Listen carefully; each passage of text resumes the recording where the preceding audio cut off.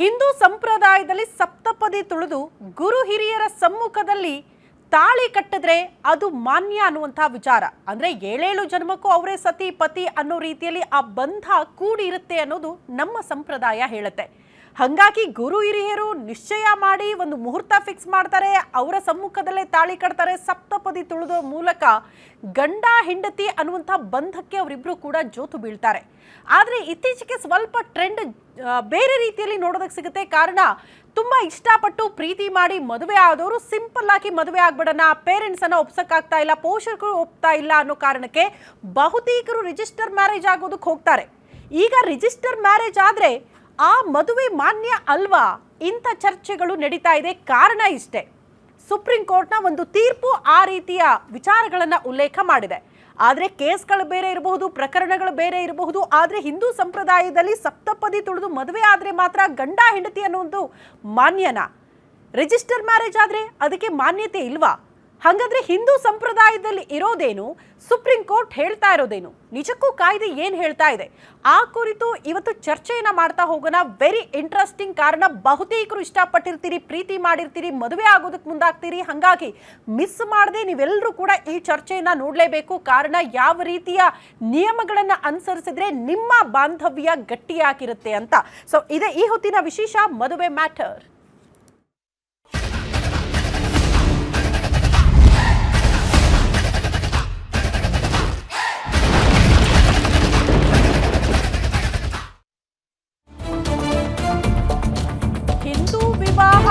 ಮಾನ್ಯ ಆಗೋದಕ್ಕೆ ಧಾರ್ಮಿಕ ಆಚರಣೆಗಳು ಬಹು ಮುಖ್ಯ. ಅದನ್ನ ತಳ್ಳಿ ಹಾಕಕ್ಕಾಗಲ್ಲ. ಮದುವೆ ಸಂಪ್ರದಾಯದಂತೆ ವಿಧಿವಿಧಾನ ನಡೆಸಲೇಬೇಕು. ಕೇವಲ ಪ್ರಮಾಣ ಪತ್ರದಿಂದ ಮದುವೆ ಆಗೋದಿಲ್ಲ ಅನ್ನುವಂತಹ ವಿಚಾರ ಉಲ್ಲೇಖ ಆಗ್ತಾ ಇದೆ. ಹಿಂದೂಗಳ ಮದುವೆ ಬಗ್ಗೆ ಸುಪ್ರೀಂ ಕೋರ್ಟ್ ಐತಿಹಾಸಿಕ ತೀರ್ಪನ್ನ ಕೊಟ್ಟಿದೆ. ಯಾವ ವಿಚಾರ ಕೊಟ್ಟಿದೆ ಅದನ್ನ ಕೂಡ ಹೇಳ್ಬಿಡ್ತೀನಿ ಮುಂದುವರೆದು. ರಿಜಿಸ್ಟರ್ ಮ್ಯಾರೇಜ್ ನಿಂದ ನಿಮ್ಮ ಮದುವೆ ಮಾನ್ಯ ಆಗೋದಿಲ್ವಾ? ಹಿಂದೂ ವಿವಾಹಕ್ಕೆ ವಿಧಿವಿಧಾನ ಕಡ್ಡಾಯನ? ಪ್ರಮಾಣ ಪತ್ರದಿಂದ ಪತಿ ಪತ್ನಿ ಸಂಬಂಧ ಸೃಷ್ಟಿಯಾಗುವುದಿಲ್ವಾ? ಇದು ಪ್ರಶ್ನೆ ಇರೋದು. ಆಚಾರವಿಲ್ಲದ ಮದುವೆ ಮಾನ್ಯವೇ ಅಲ್ಲ ಅಂತ ಸುಪ್ರೀಂ ಕೋರ್ಟ್ ಅಭಿಪ್ರಾಯ ವ್ಯಕ್ತಪಡಿಸಿದೆ. ಸಪ್ತಪದಿ ತುಳಿಬೇಕು, ಹೋಮದಿಂದ ಹಿಂದೂ ವಿವಾಹ ಮಾನ್ಯ ಆಗುತ್ತೆ ಅನ್ನುವಂಥ ತೀರ್ಪು. ಆಚರಣೆಗಳೇ ಹಿಂದೂ ವಿವಾಹದ ಮೂಲ, ದಾಖಲೆಗಳಲ್ಲ. ಹಾಗಾದ್ರೆ ಹಿಂದೂಗಳ ರಿಜಿಸ್ಟರ್ ಮದುವೆಗೆ ಮಾನ್ಯತೆಯೇ ಇಲ್ವಾ ಅನ್ನೋದು ಪ್ರಶ್ನೆ ಆಗ್ತಾ ಇದೆ. ಹಸೆಮನೆ ಏರಿ ಸಪ್ತಪದಿ ತುಳಿದ್ರೆ ಮಾತ್ರ ಅದು ಮದುವೆ ಆಗುತ್ತಾ? ಹಿಂದೂ ಕಾಯ್ದೆಯಲ್ಲಿ ಏನಿದೆ? ಸುಪ್ರೀಂ ಕೋರ್ಟ್ ಈಗ ಹೇಳ್ತಾ ಇರೋದು ಏನು? ಆ ಕುರಿತ ಸುದೀರ್ಘ ಚರ್ಚೆನ ಇವತ್ತು ಮಾಡೋಣ. ಕಾರಣ ನಾನಾಗ್ಲೇ ಹೇಳ್ದಂಗೆ, ಒಂದು ಇಷ್ಟಪಟ್ಟು ಪ್ರೀತಿ ಮಾಡಿ ಪೋಷಕರ ವಿರೋಧದ ಮಧ್ಯದಲ್ಲಿ ಮದುವೆ ಆಗಬೇಕು ಅಂದ್ರೆ ಅವ್ರಿಗಿರೋ ಆಪ್ಷನ್ ರಿಜಿಸ್ಟರ್ ಮ್ಯಾರೇಜ್. ಅವರೆಲ್ಲರೂ ಕೂಡ ಧಾರ್ಮಿಕ ಆಚರಣೆಗಳನ್ನ ಮಾಡಕ್ ಸಾಧ್ಯ ಆಗಲ್ಲ. ಹಂಗಾಗಿ ರಿಜಿಸ್ಟರ್ ಮ್ಯಾರೇಜ್ ಆದ್ರೆ ಅಟ್ಲೀಸ್ಟ್ ಮದುವೆ ಆದಂಗಲ್ಲ ಅನ್ನೋ ಕಾರಣಕ್ಕೆ ಬಹುತೇಕರು ಅದೇ ದಾರಿಯಲ್ಲಿ ಹೋಗ್ತಾರೆ. ಇನ್ನೂ ಕೆಲವ್ರು ಏನ್ ಗೊತ್ತಾ, ಈ ಧಾಮ್ ಧೂಮ್ ಅಂತ ಖರ್ಚು ವೆಚ್ಚ ಮಾಡಿ ಅವ್ರನ್ನ ಸೇರಿಸಿ ಅವ್ರಿಗೆಲ್ಲ ಯಾಕ್ರಿ ನಾವು ಊಟ ಆಗ್ಬೇಕು, ಸಿಂಪಲ್ ಆಗಿ ಮದುವೆ ಆಗ್ಬಿಡ್ತೀವಿ, ರಿಜಿಸ್ಟರ್ ಮ್ಯಾರೇಜ್ ಆಗ್ತೀವಿ ಅಂತ ಕೂಡ ಬಹುತೇಕರು ರಿಜಿಸ್ಟರ್ ಮ್ಯಾರೇಜ್ ಆಗಿರುವಂತ ಉದಾಹರಣೆಗಳಿದೆ. ಬಟ್ ಅದ್ಯಾವುದು ಕೂಡ ಮಾನ್ಯ ಆಗಲ್ಲ ಅಂದಾಗ ಸಹಜವಾಗಿ ಚರ್ಚೆ ಆಗಬೇಕಾದಂತಹ ವಿಚಾರ.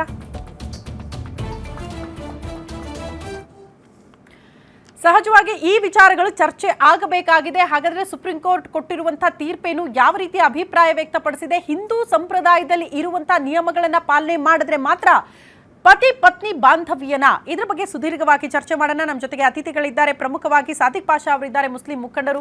ಅವ್ರ ಸಮುದಾಯದಲ್ಲಿ ಹೆಂಗೆ ಪದ್ಧತಿಗಳು ಅನ್ನೋದ್ರ ಬಗ್ಗೆ ಮಾತನಾಡೋದಕ್ಕೆ ನಮ್ಮ ಜೊತೆಗಿದ್ದಾರೆ. ಸರ್ ನಮಸ್ತೆ, ಕಾರ್ಯಕ್ರಮಕ್ಕೆ ಆತ್ಮೀಯ ಸ್ವಾಗತ.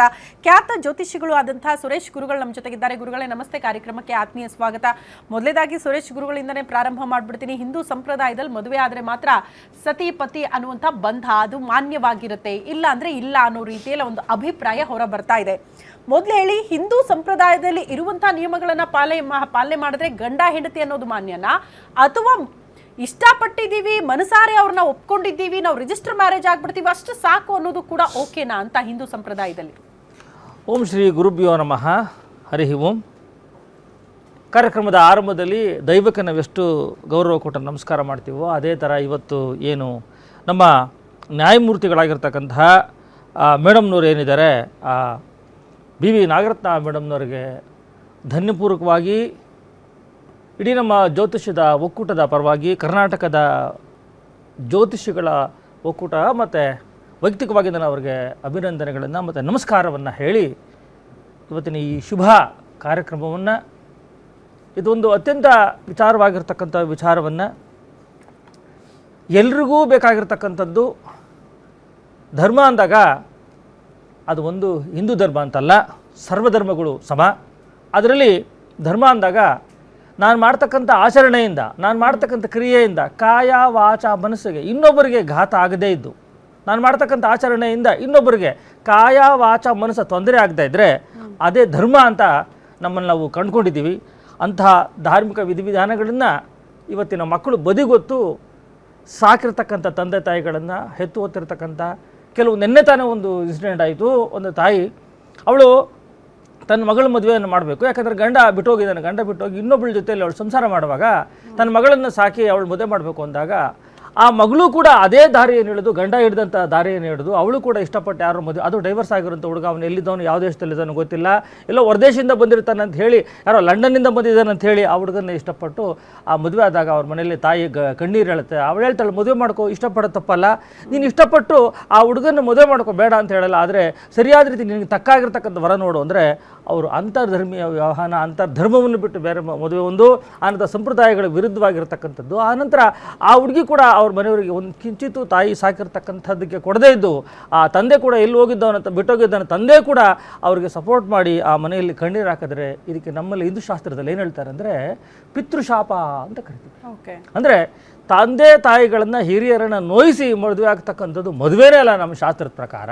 ಆದರೆ ಇಷ್ಟಪಟ್ಟು ಮದುವೆ ಆದರೆ ಧರ್ಮಶಾಸ್ತ್ರ, ನಮ್ಮ ಹಿಂದೂ ಧರ್ಮಶಾಸ್ತ್ರದಲ್ಲಿ ಅಥವಾ ಪಂಚಾಂಗದಲ್ಲಿ ಬರೀತಾರೆ, ಯಾವ ಮಕ್ಕಳು ಇಷ್ಟಪಡ್ತಾರೋ ಅದು ಚಿತ್ತಕೂಟ ಮನಕೂಟ ಅಂತ ಕರಿತೀವಿ. ಯಾವ ಜಾತಕ ಸಾಲಾವಳಿ ನೋಡೋಂಗಿಲ್ಲ, ಅವರಿಗೆ ಮದುವೆ ಮಾಡ್ಬೋದು ಅಂತ ಉಲ್ಲೇಖ ಆಗಿದೆ. ಅದು ದೊಡ್ಡ ಹೆಡ್ಲೈನೇ ಬರೆದು ಬಿಟ್ಟಿರ್ತಾರೆ. ನಾವು ಇಷ್ಟಪಟ್ಟ ಮಕ್ಕಳಿಗೆ ಜಾತಕ ನೋಡಬಾರ್ದು, ಕೂಟ ನೋಡಬಾರ್ದು, ಯಾಕಂದರೆ ಇಷ್ಟಪಡೋದೇ ಮುಖ್ಯ. ಇಷ್ಟಪಟ್ಟು ಮದುವೆ ಮಾಡಬೇಕು. ಇಷ್ಟಪಡ್ತೀವಿ ಅಂತೇಳಿ ಕಂಡ ಕಡೆ ಇಷ್ಟಪಟ್ಟು ಅದನ್ನು ವೈಯಕ್ತಿಕವಾಗಿ ಬಳಸ್ಕೊಂಡು ಅದನ್ನು ರಿಜಿಸ್ಟರ್ ಅಂತ ಹೇಳಿ ಅದಕ್ಕೊಂದು ಬಣ್ಣ ಬಳ್ಕೊಂಡು ವೀಸಾಗೋಸ್ಕರ ತನ್ನ ಮೋಜು ಮಸ್ತಿಗೋಸ್ಕರ ಮಾಡ್ತಕ್ಕಂಥ ವಿವಾಹವನ್ನು ಏನಿವತ್ತು ಮೇಡಮ್ನವ್ರು ಮಾಡಿದಾರೋ ನ್ಯಾಯಮೂರ್ತಿಗಳು, ಅದು ಸತ್ಯ. ನಾವು ಇನ್ನೊಂದು ಸಾರಿ ನಮ್ಮ ಇಡೀ ಕರ್ನಾಟಕದ ಜ್ಯೋತಿಷ್ಯದ ಪರವಾಗಿ ನಾನು ಅವರಿಗೆ ನಮಸ್ಕಾರವನ್ನು ಹೇಳ್ತೀನಿ. ಇದು ಅಕ್ಷರಶಃ ನಿಜ. ನಮಗೆ ಬರ್ತಾ ಇರತಕ್ಕಂಥ ಕೇಸು ತಂದೆ ತಾಯಿಯನ್ನ ನೋಯಿಸಿ ಮದುವೆ ಆದ್ರೂ ಕೂಡ ಅದು ನಮ್ಮ ಹಿಂದೂ ಸಂಪ್ರದಾಯ ಒಪ್ಪಲ್ಲ ಅನ್ನೋದು ಒಂದು ವಿಚಾರ. ಅದ್ರ ಜೊತೆಗೆ ಇಷ್ಟಪಟ್ಟಿದ್ದೀವಿ ಅನ್ನೋ ಕಾರಣಕ್ಕೆ ಯಾವ ಜಾತಕ ಮುಹೂರ್ತ ಏನು ನೋಡದೆ ಒಟ್ನಲ್ಲಿ ಮದುವೆ ಮಾಡ್ಬಿಟ್ರು ಕೂಡ ಅದು ಸಮಸ್ಯೆ ಆಗುತ್ತೆ. ಸಮಸ್ಯೆ ಆಗಲ್ಲ. ಜಾತಕ ಗುರು ಹಿರಿಯರು ಒಪ್ಪಿದ್ರೆ ಮುಗ್ದೋಯ್ತು. ಗುರು ಹಿರಿಯರು ಒಪ್ಪಿರ್ಬೇಕಂತ ನೀವೇ ಇಷ್ಟಪಟ್ಟು ಮದುವೆ ಮಾಡ್ಕೊಳ್ಳಿ, ಯಾರು ಏನು ಸಮಸ್ಯೆ ಆಗಲ್ಲ. ಆದರೆ ನೀನು ನೋಡುವಾಗ ನೀನು ಆಯ್ಕೆ ಇದೆಯಲ್ಲ, ಆಯ್ಕೆ ಸರಿಯಾಗಿರ್ಬೇಕು, ಸರಿಯಾದ ದಾರಿಯಲ್ಲಿರ್ಬೇಕು.